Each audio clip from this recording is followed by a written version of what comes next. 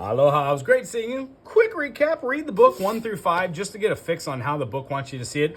Remember, you can rewrite any of those exercises by just adding altered notes to it. So if it calls for a quarter, read it as a quarter, do it at speed, but then you can do eighth note, or a half note, half note, half note, or whole note if you want to hold them out, or 16th notes. Any standard notation like that. The concept is to be able to do things forwards with different fingers and then backwards and then counter to each other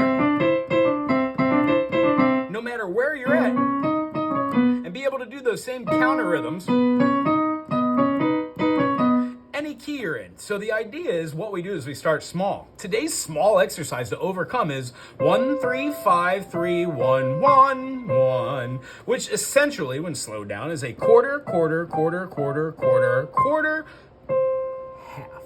When we, on the other hand, play a half note, and then a whole note, we get a wonderful bass line to keep our ones together, a 3 in the middle, our 5s together, a 3 in the middle, playing our 4 leads to the 1 finger together, which gives a sus sound, which is wonderful. And then when we move up to hold that through the whole duration of it, we get a 1 1 1, which essentially is a octave same note and holds it out for another half note.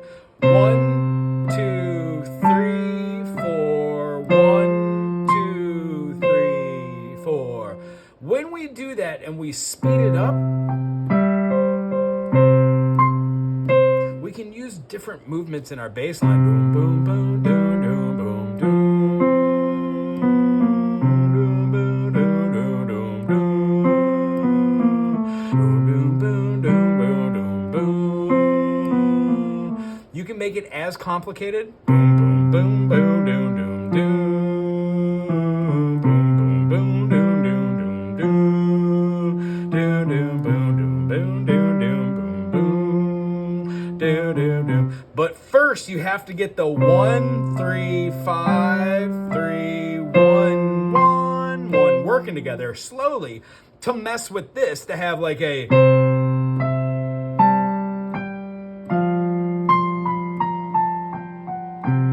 something else you could jazz up on the right hand. The concept is, once we have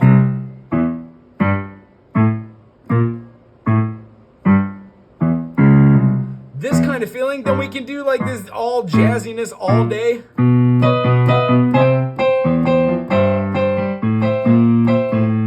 But we have to be able to know where we want our hands, whether they're going to be doing whatever type of inversion, whatever type of chord, which we're working on separately. But for today, we're primarily working on getting both of these hands to flow together. When we have these notes played in congruence, we basically have a rhythm that's going to be able to support us. 1 2 1 2 1 2 1 2 1 2 1 2 1 2 1 2 1 2 1 2 1 2 1 2 1 2 1 2 1 2 1 2. We could do different rhythms with the right hand, or we could keep them simpler. We could actually even flip that around and have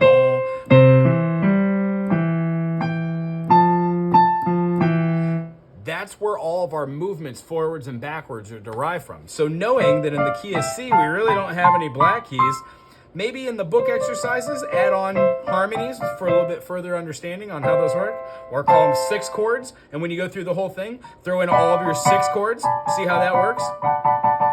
Other than that, I would say try and stick very simple. One of the things you can do, as I was aforementioning, instead of doing like the bass line over here and changing that, you could also change the 1 3 5 3 1 1 1. Doing the same thing, having like a 1 3 5 3, and then here do your little jazz.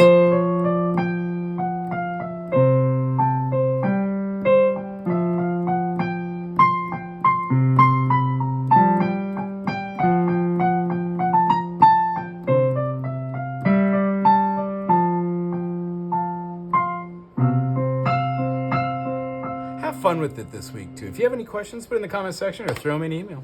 Aloha.